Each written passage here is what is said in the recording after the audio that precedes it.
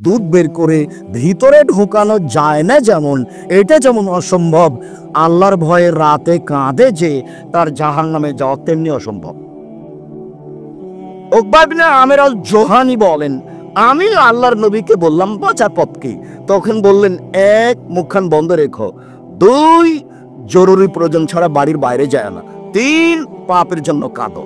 যখন আল্লাহ রাসূল বলেন, কাইফা বিকুম জামানিন, তোমাদের কি হবে, যুগের কি হবে, তোমাদের কি হবে, যুগের কি হবে, এদা উবকিতুম ফি হুসালাতি মিনান নাস, যখন তোমরা থাকবে আগাছার মাঝে, মানুষ বলতে সমাজে তেমন কেউ থাকবে না, সবাই হবে পশু প্রাণীর মতো। সমাজ যেদিন আগাছার মতো হয়ে যাবে, সেদিন তোমাদের কি হবে, যুগের কি হবে। মারাদাতিল উহুদ ওয়াল আমানাত, থাকবে না ওয়াদা অঙ্গীকার, থাকবে না আমানতদারি, সবাই হবে আত্মসাৎকারী, প্রায় সবাই হবে বিশ্বাসঘাতক, সবাই হবে গাদ্দার।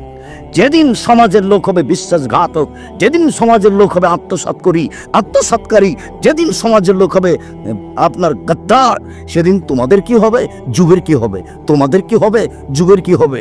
আর মানুষ কেউ কারোর কথা মানবে না, মতবিরোধ বেড়ে যাবে এভাবে, সব্বাকাবে না সব। এ দেখেন মতবিরোধ বেড়ে যাবে এভাবে, ডান আঙ্গুল যেন বাম আঙ্গুলের ভিতরে ঢুকলো, কেউ কারোর কথা মানবে না। মতবিরোধ মানুষের মধ্যে এভাবে ঢুকে যাবে, তখন তোমাদের কি হবে, যুগের কি হবে। তখন সাহাবী বলছেন, আবু মুসা আশআরী, আমরুনি, বলেন কি করতে হবে, তাহলে বলেন কি করতে হবে, আপনি বলেন।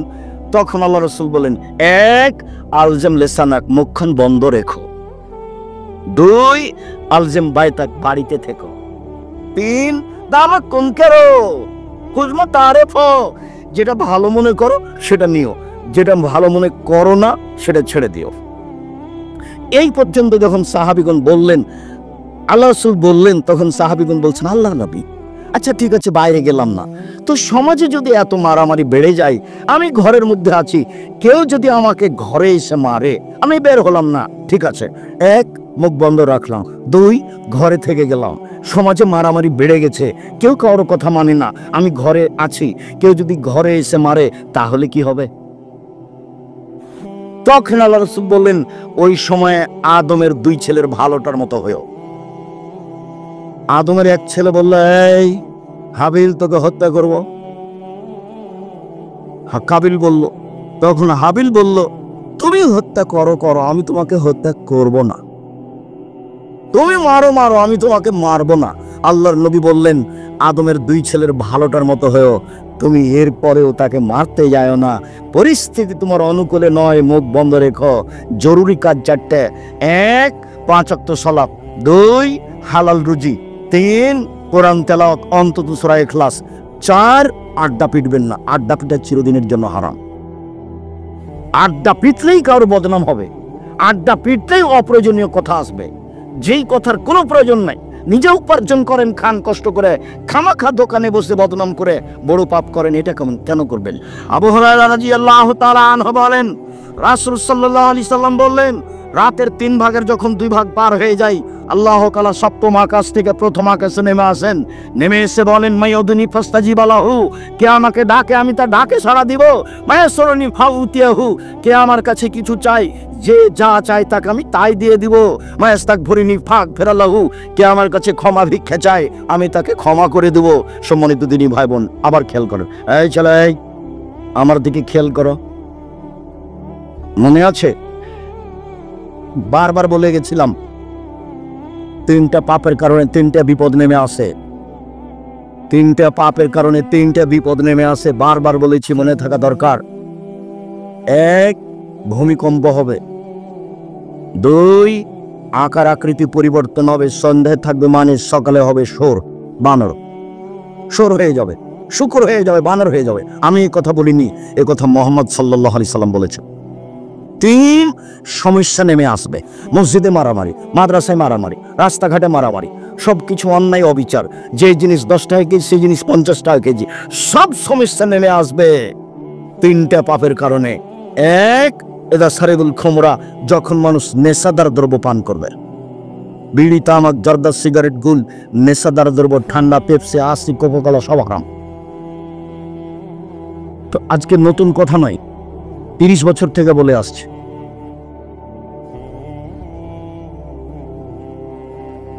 দুই, জারাতিল কায়নাত, মেয়েরা যখন নাচবে, সব দোকানি মেয়ে নাচে, সব মোবাইলে মেয়ে নাচে, সব বাড়িতে মেয়ে নাচে। মেয়েরা যখন নাচবে তখন তিনটে বিপদ নেমে আসবে। তিন, জারাবুবিল মাযিব, যখন বাদ্যযন্ত্র প্রকাশ পাবে, সব মোবাইলে বাজনা বাজে, সব দোকানে বাজনা বাজে, প্রায় সব বাড়িতে বাজনা বাজে, প্রায় সব দোকানে বাজনা বাজে, প্রায় সব বাড়িতে বাজনা বাজে, প্রায় সব মোবাইলে বাজনা বাজে। তিনটা বিপদ নেমে আসবে তিনটা পাপের কারণে। এক, ভূমিকম্প হবে। দুই, আকার আকৃতি পরিবর্তন হবে, বানর সর হয়ে যাবে। তিন, সমস্যা নেমে আসবে তিনটি পাপের কারণে। আবার আফসোস করে দুঃখ করে তিনি বলেছেন, পৃথিবীর মানুষ শুনে রেখো, আমার উম্মত ইহুদি খ্রিস্টানদের সাথে মিশে যাবে, কথা কর্মে, চাল চলনে, কৃষ্টি কালচারে, খাতা কলমে, বই পেন্সিলে, পোশাকে, সব কিছুতেই আমার উম্মত ইহুদি খ্রিস্টানের সাথে মিশে যাবে। ডান হাতের বিখর যেমন বাম হাতের সমান, ডান পায়ের জুতা যেমন বাম পায়ের জুতার সমান, বাম পায়ের জুতা যেমন ডান পায়ের সমান, ডান হাতের বিখর যেমন বাম হাতের সমান। এভাবে বলতে বলতে এবার তিনি নিচে নামতে লাগলেন। ভাষার নিচে নামতে নামতে এমন ভাবে বললেন, পৃথিবীর মানুষ শুনে রেখো, ইহুদি খ্রিস্টান যদি মায়ের সাথে জেনা করে থাকে, আমার উম্মত মায়ের সাথে জেনা করবে। এই ছেলে, তোমার মাথায় চুল কেমন করে ছাটা আছে তুমি বুঝতে পারো না? এরকম কেন? শুধু উপরে চুল কেন, চতুর্দিক কেন চাঁচা? এটা কি? এটা তুমি কি বলতে চাচ্ছ?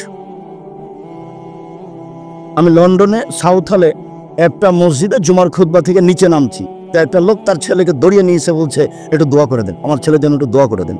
তা আমি মাথায় হাত দিয়ে দোয়া করতে যাচ্ছি, দেখি চুলে ভাবে ছাটা। তারা বলছে, ভাই জানি এরকম কেন? আর ওই সময়তে ছবিও ছিল যে কিভাবে চুল ছাড়তে হবে। তখন আমি বলছি, দুঃখিত, লন্ডন পয়সা উপার্জন করতে এসেছি, আদর্শ বিক্রি করতে আসেনি। লন্ডন পয়সা উপার্জন করতে এসেছি, আদর্শ বিক্রি করতে আসেনি। মুসলমানের একটা আদর্শ আছে, কারোর সাথে ওই আদর্শ মিলবে না।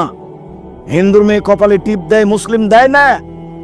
হিন্দু মহিলা হাতে শাখা সাদা ব্যবহার করে, মুসলিম মহিলা করে না। এদের নিজস্ব একটা আদর্শ আছে, নিজস্ব একটা বৈশিষ্ট্য আছে, স্বভাব আছে। সব নবীর স্বভাব ছিল 10টি, সব নবীর বৈশিষ্ট্য ছিল 10টি, সব নবীর স্বভাব ছিল 10টি, সব নবীর বৈশিষ্ট্য ছিল 10টি। এক, এউফাউল্লাহা, বাড়ির দাড়ি বড় করতে হবে, কেটে ফেলা যায় না, চেঁচে ফেলা যায় না। চেঁচে ফেললে নারী সাদৃশ্য হয়, তখন আল্লাহর অভিশাপ হয়। চেঁচে ফেললে স্ত্রী শক্তি ক্ষমতা কমে যায়, চোখের পাওয়ার কমে যায়। দাড়ি চেঁচে ফেললে আল্লাহর পক্ষ থেকে অভিশাপ হয়। দুই, কাসু সারেব, মোচ কেটে ফেলতে হবে, মোচ চেঁচে ফেলতে হবে না। তিন, কাসুল আজফারে, নখ কেটে ফেলতে হবে। মেয়ে, তোমার নখ বড় কেন? তোমার মা নাই নাকি? তুমি কি মনে করছো তোমার মা এটা নয় সৎ মা? তোমার নখ বড় কেন? কেন? হাদিস তো তোমার মুখস্থ আছে। তোমার নখ বড় হলো কিভাবে? এটা হয় কিভাবে? জাবের রাদিয়াল্লাহু তাআলা আনহু বলেন, রাসূলের সাথে যুদ্ধ করে বাইরে থেকে আসলাম, মদিনায় ঢুকবো, আসছিলাম মদিনায় ঢুকবো, আল্লাহ রাসূল বলেন, এই থামো, রাতে এখানে থাকো, সকালে বাড়িতে যাব। আমি জাবের বললাম, আল্লাহর নবী, আমি নতুন বিবাহ করেছি, আমাকে বাড়ি যেতে অনুমতি দেন।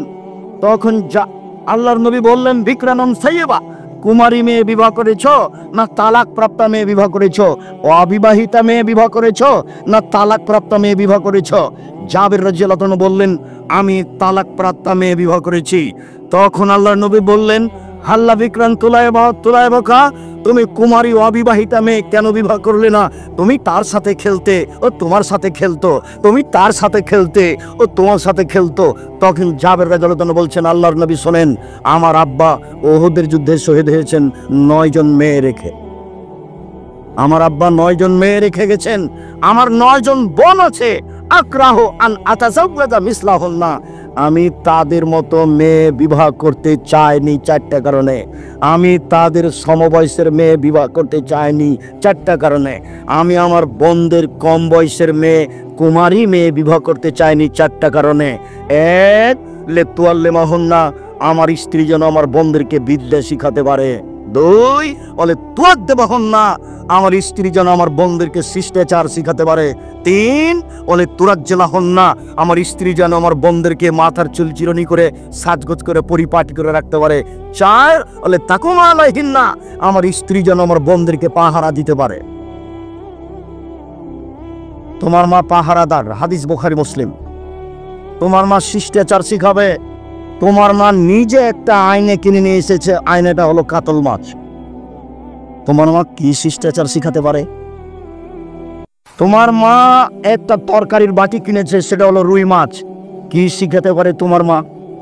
তোমার মা একটা প্লেট কিনেছে, সেটা হলো চিংড়ি মাছ। তোমার মা কি আদর্শ তোমাকে শিখাতে পারে? তোমার বাপ একটা পট কিনে নিয়ে এসে, সেটা হলো ঘোড়া। আয়েশা রাদিয়াল্লাহু তাআলা আনহা বলেন, আল্লাহর নবী বাড়িতে ঢুকে প্রাণী হিসেবে যা কিছু থাকতো সবকে ভেঙে চৌচির করে দিতেন। আর যদি সেটা কাপড় হতো তাহলে ঢুকে ধরে আগে ছিঁড়ে টুকরা টুকরা করতেন। আয়েশা রাদিয়াল্লাহু তাআলার বিবরণ। উপদেশ বই একটা আলোচনা আছে ছবি ও মূর্তি। ৪৫ মিনিটে যখন দেশ ছেড়ে দিতে হলো, তখন প্রথম বক্তব্য ছিল জুলুম, অত্যাচার। দ্বিতীয় বক্তব্য ছিল ছবি মূর্তি। তৃতীয় বক্তব্য ছিল আত্মসাৎ, বিশ্বাসঘাতকতা। নেটে দেওয়া আছে, আপনি দেখুন। আমি প্রাণপণে চেষ্টা করেছি আপনাকে বোঝানোর জুলুম কি জিনিস। আমি প্রাণপণে চেষ্টা করেছি আপনাকে বোঝানোর আত্মসাৎ কি জিনিস। প্রাণপণে আমি আপনাকে বোঝানোর চেষ্টা করেছি ছবি মূর্তি কি জিনিস। আপনার বাড়িতে পট আছে, আপনার আদর্শ কি? আপনার স্ত্রী কি আদর্শ বুঝে? কে বলেছে আদর্শ বুঝে? বাপে বিবাহ দিয়েছে, স্বামীর কাছে গেছে, সেজন্য মা বাচ্চা হয়েছে, তাই ও মা। ও তো আসলে মা নয়। ও মায়ের দায়িত্ব পালন করা বুঝে না, আদর্শ ও বুঝে না, ওর বাবা বুঝে না, ওর মা বুঝে না, এমনিতে সংসার চলছে। নইলে সারা গ্রামের মানুষ থুবড়াতে একটা যুবতী মেয়ের মুখে ক্ষীর তুলে দেয়। এটা কি আদর্শ? ওটা কি শিষ্টাচার? সারা গ্রামের মহিলা এভাবে গীত গায় বরকে সামনে রেখে, এটা কি আদর্শ? আমি তো বহুদিন বলেছি, চাঁপাইনবাবগঞ্জ জেলার বিবাহের শুরু থেকে শেষ পর্যন্ত একটা কাজও জায়েজ নয়। কেউ একটু সাহস করে উল্টে ধরে না কেন আমার কাছে? বউ দেখা থেকে নিয়ে, বউ বায়না করা থেকে নিয়ে, আপনার বিবাহ মাইঝা খরচ থেকে নিয়ে, আবার থুবড়া থেকে নিয়ে, ডুলি বিবি থেকে নিয়ে। আমি বলেছি ডুলি বিবি শব্দ এমন ভাবে ভুলে যেতে হবে, 20 বছর পরে কেউ যদি বলে ডুলি বিবি, আরেকজন বলবে ডুলি বিবি কি জিনিস গো, তখন আরেকজন বলবে তাহলে এটা ডিকশনারিতে দেখতে হবে এটা কি জিনিস, এমন ভাবে ভুলে যেত। মারিয়াম বলেছিলেন, কুনতা নাসিয়াম মানসিয়া, আমার পেটের সন্তান আমি জাতিকে কি দিয়ে বুঝাবো? আমি হয়ে যেতে চাই নাসিয়াম মানসিয়া। কেউ যেন না জানে মারিয়াম কি জিনিস, কেউ যেন না জানে মারিয়ামের নাম। আহারে, আমি সন্তান কি দিয়ে বুঝাবো? যাওয়ার তাই হলো। যখন সন্তান গ্রামে নিয়ে আসলাম, তখন গ্রামের লোক বলল, ছি ছি ছি ছি ছি, তোমার মা তো ভালো মানুষ, তুমি কেন জেনা করেছো? ছি ছি ছি ছি, তোমার বাপ তো ভালো মানুষ, তুমি কেন জেনা করেছো? ও, তুমি বাইতুল মুকাদ্দাসে থাকো, পবিত্র ঘরে থাকো, আর জেনা করো তুমি? যা যা মনে লাগলো সেটা বলে ফেললো। আমি বললাম, আমি হয়ে যেতে চাই নাসিয়াম মানসিয়া, মারিয়ামকে এটা যেন কেউ না জানে। ডুলিবি কি জিনিস সেটা কেউ যেন না জানে, থুবড়া কি জিনিস কেউ যেন না জানে, এমনি ভাবে ভুলে যেতে হবে। হলুদ মা খাতে পারে, তোমার মা খাবে, তোমার বোন মা খাবে, তোমার খালা মা খাবে, তোমার ফুফু মা খাবে, তোমার ভাবি কি করে মা খাতে পারে? শিষ্টাচার কি জিনিস? শিষ্টাচার কি জিনিস? জিন্দগিতে আপনার স্ত্রী দরজা খান বন্ধ করলো না বিসমিল্লাহ বলে, শিষ্টাচার কি জিনিস? আল্লাহ নবী বলছেন, গরিব মানুষ দরজা ফাঁকা আছে, কিছু নেই, কিছুই যদি না থাকে, বিসমিল্লাহ বলে একটা খড়কুটা রেখে দেন দরজায়, সকাল পর্যন্ত শয়তানে দরজাতে প্রবেশ করতে পারবে না। এ কথা আল্লাহ নবী বলেন, হাদিস বুখারী মুসলিম। শিষ্টাচার ভুলে গেলেন। আপনার চোখের সামনে আপনার ছেলে মেয়ে মা ভাতে পানি খাচ্ছে, 1 মিনিট চট করে একটা কথা মনে পড়ল। ছোট ছেলে যেটা আব্দুর রহিম, মিশরে পড়াশোনা করে, মাস্টার্স করে ওরা এসেছে, বাকি কি করছে কি করবে সেটা পরের কথা। তো একদিন ও ওই গাজার মহিলা পুরুষকে ডেকেছে সাহায্য করার জন্য জামিয়া সালাফিয়ার পক্ষ থেকে। তো অনেক মহিলা পুরুষ উপস্থিত হয়েছে। এখন আমি তাদের কাছে এগুলো তাদের জন্য যেগুলো খাদ্য বরাদ্দ করা হয়েছে সেটা ধরিয়ে দিচ্ছে। সবাই খালি বাম হাতে নিচ্ছে, সবাই বাম হাতে নিচ্ছে। আমি এটা বন্ধ করলাম, দিয়ে হাদিস শোনালাম যে বাম হাত ব্যবহার করা যাবে না। আল্লাহ নবী বলেছেন ডান হাতে খেতে হবে, বাম হাতে শয়তান খায়। আয়েশা রাদিয়াল্লাহু তাআলা আনহা বলেন, কানা ইয়াদুল ইউমনা লিত্তাহুরি ওয়া লিত্তামি, আল্লাহ রাসূলের ডান হাতটা ছিল ভালো কাজের জন্য এবং খাদ্য পানির জন্য। ওয়া ইয়াদুহুল ইসরা, আর রাসূলের বাম হাতখান ছিল খালায় পেশাব পায়খানার জন্য, ওলিমান কেদা, আর অপবিত্র খারাপ কিছুর জন্য। হাদিস যখন শোনালাম তখন আরবি মানুষ তো ঝকঝকে করে বুঝলো, আমি যা বুঝেছি তার চেয়ে বেশি বুঝলো। আবার যখন জিনিসটা দিলাম বাম হাতে ধরলো। তার মানে আদাত, অভ্যাস। মানুষে বলে মানুষ অভ্যাসের দাস। জি, মানুষ অভ্যাসের দাস। মানুষের যেটা আদাত হয়ে যায়। এখন দেখেন রাস্তাঘাটে বিত্তশালী যারা সবাই বাম হাতে চা খাচ্ছে। আরবিদের দেখেন, আমি তো সৌদি আরব, কুয়েত, কাতার, বাহরাইন, ওমান, আবুধাবি, দুবাই এগুলো সব দেখেছি, মিশর, মালয়েশিয়া এগুলো সব দেখেছি। চরিত্র প্রায় মানুষেরই তাই, যে ওই বাম হাতে ধরছে। আর যত কি আমাদের লক্ষণ আছে সব আরবিদের ভিতরে দেখা দিবে। শিষ্টাচার কি জিনিস? সম্মানিত দিনী ভাই বোন, এই ছেলে, তোমার মায়ের কাছে 4টে জিনিস রেখে গেলাম। 1, ছেলে মেয়েকে বিদ্যা শিখাবে মা। 2, ছেলে মেয়েকে শিষ্টাচার শিখাবে মা। 3, ছেলে মেয়েকে যত্ন করে রাখবে মা। 4, ছেলে মেয়েকে পাহারা দিবে মা। কে পাহারা দিবে? মা। আল্লাহর নবী তাকে পাহারাদার বলছে। জাবের রাদিয়াল্লাহু আনহু বলছেন, আমার স্ত্রী পাহারাদার। চলেন, উসমান ইবনে আবিল আস রাদিয়াল্লাহু তাআলা আনহু বলেন, রাসূল সাল্লাল্লাহু আলাইহি সাল্লাম বলেছেন, ইজা কানা নিসফুল লাইলে, রাত যখন অর্ধেক হয়, ফাতিহাত আবুস সামায়ে, আকাশের দরজা খুলে দেওয়া হয়। ইউনাদি মুনাদি মিনাস সামায়ে, আকাশ থেকে চিৎকার করে আল্লাহ বলেন, হাল মিন দাইন ইস্তাজাবু লাহু, কেউ কি কিছু চায় আমি তাকে তা দিয়ে দিব। হাল মিন সাইলিন ফায়ুতা, কেউ কি কিছু চায় আমি তাকে তা দিয়ে দিব। হালমিন দাইন, কেউ কি কিছু প্রার্থনা করে আমি তার কথা মেনে নিব। হালমিন মাকরুবিন ইস্তাজাবু লাহু আও ইউফাররাজু আনহু, কেউ কি কোনো বিপদগ্রস্ত আমাকে বলছে যে আমি বিপদে আছি, আমাকে বললেই তাকে আমি বিপদ থেকে বাঁচিয়ে দিব। রাতের 3 ভাগের 2 ভাগ পার হলে আল্লাহ তাআলা সপ্তম আকাশ থেকে প্রথম আকাশে নেমে এইভাবে বলেন। জাবের রাদিয়াল্লাহু তাআলা আনহু বলেন, রাসূল সাল্লাল্লাহু আলাইহি সাল্লাম বলেছেন, ইন্না ফিল লাইলি লাসা, নিশ্চয় রাতে একটা সময় রয়েছে। চলে একটু, আমি কাছাকাছি চলে এসেছি। আমিও চাইনি এত গভীর রাতে কথা বলতে আসতে। আমিও চেয়েছিলাম 9:30 10টার দিকে আসতে, কিন্তু এটা একটা মাদ্রাসা, এখানে কিছু সহযোগিতার ব্যাপার থেকে যায়, আর কিছু অতিথি মেহমান থাকেন, তাদেরও কিছু কথার প্রয়োজন থেকে যায়। মর্মে স্বাভাবিকভাবে পরে এসেছি, এর আগেও এসেছি। ধৈর্যের পরিচয় আপনাকে দিতে হবে। জাবের রাদিয়াল্লাহু তাআলা আনহু বলেন, নিশ্চয়ই রাতে একটা সময় রয়েছে, লা ইয়াফিকু আব্দুল মুসলিম, যে কোনো পুরুষ যে কোনো নারী যদি ওই সময়টার মুখামুখি হয়, ইয়াসালুল্লাহ খায়রা মিনাদ দুনিয়া ওয়া ফিল আখিরাহ, ও যদি ইহকাল এবং পরকালের কল্যাণ চায়, ইহকালের কল্যাণ পরকালের কল্যাণ, ইহকালের কল্যাণ পরকালের কল্যাণ, ইল্লা আতাহু ইয়াহু, আল্লাহ তাকে দিবেনি। এবার চলেন, মুআয ইবনে জাবাল রাদিয়াল্লাহু তাআলা আনহু বলেন, আল্লাহর নবী বলেছেন, মামিন মুসলিমিন ইয়াবিতু তাহেরান, যে কোনো পুরুষ যে কোনো নারী যদি রাতে ওযু করে ঘুমায়, আপনি যেটা বলবেন সেটা যদি কবুল হওয়া চান তাহলে রাতে ওযু করে ঘুমাতে হবে। রাতে ওযু করে ঘুমিয়ে এখন যদি ভোর রাত্রে উঠে যদি আল্লাহকে বলেন কিছু, আল্লাহ যেটা বলবেন আল্লাহ সেটা মেনে নেবেন। আপনি আল্লাহকে যেটাই বলবেন সেটাই আল্লাহ মেনে নেবেন। তবে ওযু করে রাতে উঠব এই মর্মে আশা পোষণ করে রাত্রে ঘুমাতে হবে। আর ডান কাতে ঘুমাতে হবে, হাতটা গালের নিচে রেখে। পা পশ্চিম দিকে আছে না পূর্ব দিকে আছে এই বিবেচনা নেই। মুখ পশ্চিম পূর্ব এটা হলো পেশাব পায়খানার ব্যাপারে, আর সর ব্যাপারে হলো ডান কাতে শুয়ে হাতটা এইভাবে রেখে ওযু করে সেভাবে শুইবেন। তারপরে বলবেন, আল্লাহুম্মা আসলামতু লাকা, আল্লাহুম্মা আসলামতু নাফসি ইলাইকা ওয়া ফাওয়াজতু আমরি ইলাইকা ওয়া জাতু জাহরি ইলাইকা রাগবাতু রাহাবাতুন ইলাইকা। এই দোয়া আপনি শেষ পর্যন্ত পড়বেন। এই দোয়াই রাসূল সাল্লাল্লাহু আলাইহি সাল্লাম রাতে সর সময় পড়তেন। আয়েশা রাদিয়াল্লাহু তাআলা আনহার বিবরণে যা বোঝা যায় এবং আবু যার গিফারি রাদিয়াল্লাহু তাআলা আনহুর বিবরণে যা বোঝা যায়।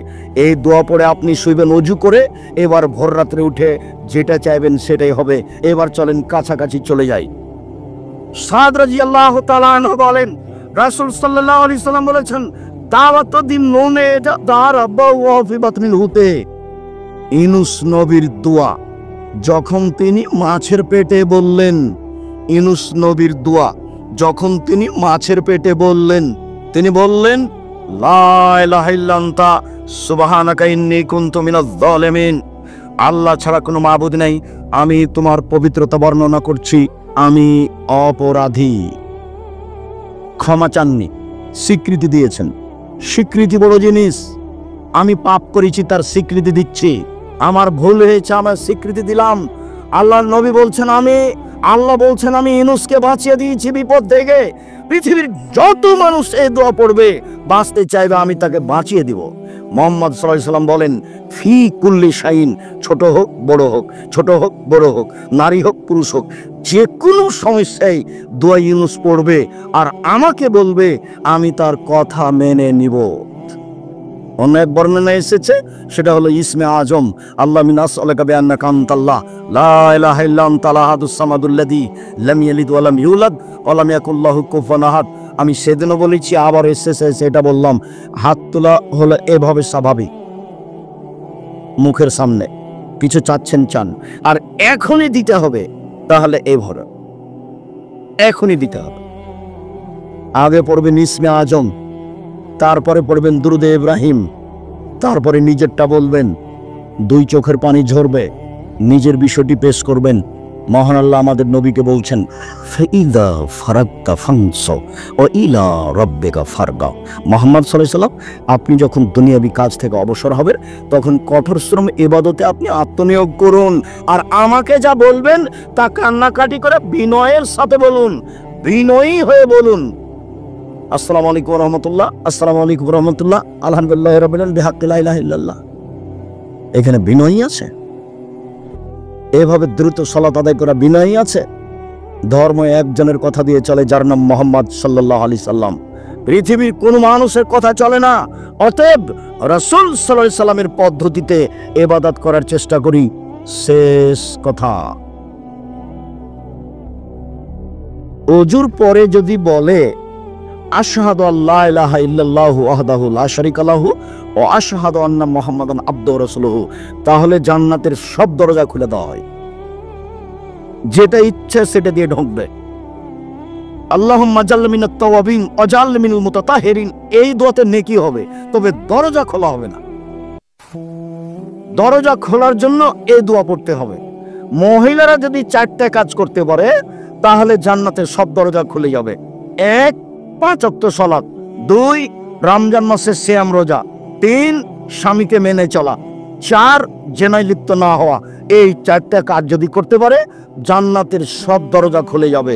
মর্মে আল্লাহ নবী বলেন, কেউ যদি 2টা মেয়ের লালন পালন করে তাহলে সেই বাপ আর আমি মুহাম্মদ সাল্লাল্লাহু আলাইহি সাল্লাম জান্নাতে এভাবে থাকবো। তখন তিনি আঙ্গুল দুটি জমা করে দেখিয়েছেন, আর বলেছেন কেউ যদি 3টা মেয়ের লালন পালন করে তাহলে মেয়ের বাপ থাকবে এদিকে, জাহান্নাম থাকবে ওইদিকে, আর মেয়ে 3টা থাকবে মধ্যে। আগে বাপ জান্নাতে যাবে, তারপরে এরা সরবে। মেয়েদের অনেক মর্যাদা। দিনী বোন, আপনারা এভাবে চলিয়েন না, রাসূল সাল্লাল্লাহু আলাইহি সাল্লাম মেনে চলার চেষ্টা করেন। আমি আপাতত আজকের মতো এই পর্যন্ত বলেই কথা শেষ করছি। আল্লাহ, আমাদের যারা মারা গেছে তুমি তাদের কবরের শাস্তি মাফ করো। আমরা যারা অসুস্থ তুমি তাদের আরোগ্য দান করো। আমরা যারা বেঁচে আছি তুমি তাদেরকে তোমার রাসূলের পদ্ধতি অনুযায়ী চলার। আর যে বক্তব্য দিয়েছিলাম উপদেশ বইয়ে আছে, আর দোয়ার বইটা আছে। 16টা স্থান আছে হাত তুলে দোয়া করা, 35টাই হাদিস দেওয়া আছে ধারাবাহিক ভাবে। আর এই শোনো, অনেকই চলে গেছে, ওনাকে একটু থামতে বলে। ওনাদের ওই আস্তুল্লার যেটা বই আব্রহমান মসিব চিন্তা পাল্টা আব্রহমান মসিব, আচ্ছা অনেক কথা রয়েছে বাড়ি গিয়ে আসলে বরে কি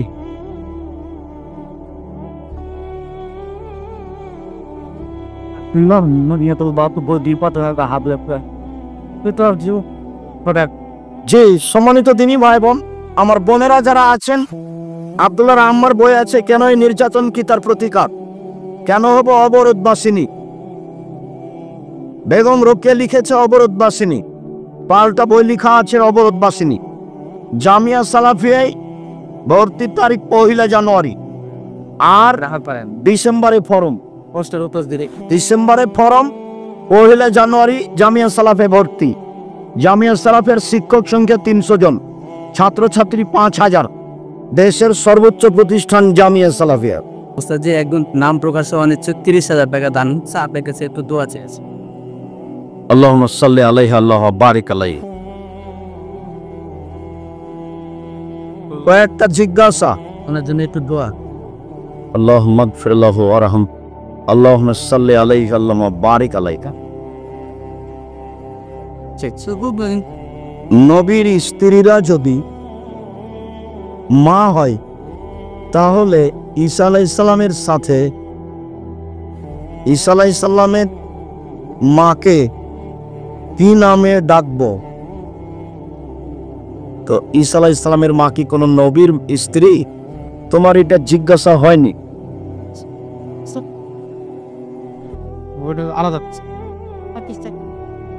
মেয়েরা কি তাকবীর দিয়ে সালাত আদায় করবে? জি, তাকবীর দিয়ে সালাত আদায় করবে, একামাত দিয়ে। মেয়েরা কি জালসাই বা মাহফিলে ইসলামী গজল বলতে পারবে? ছোট মেয়েরা বলবে, বড়রা নয়।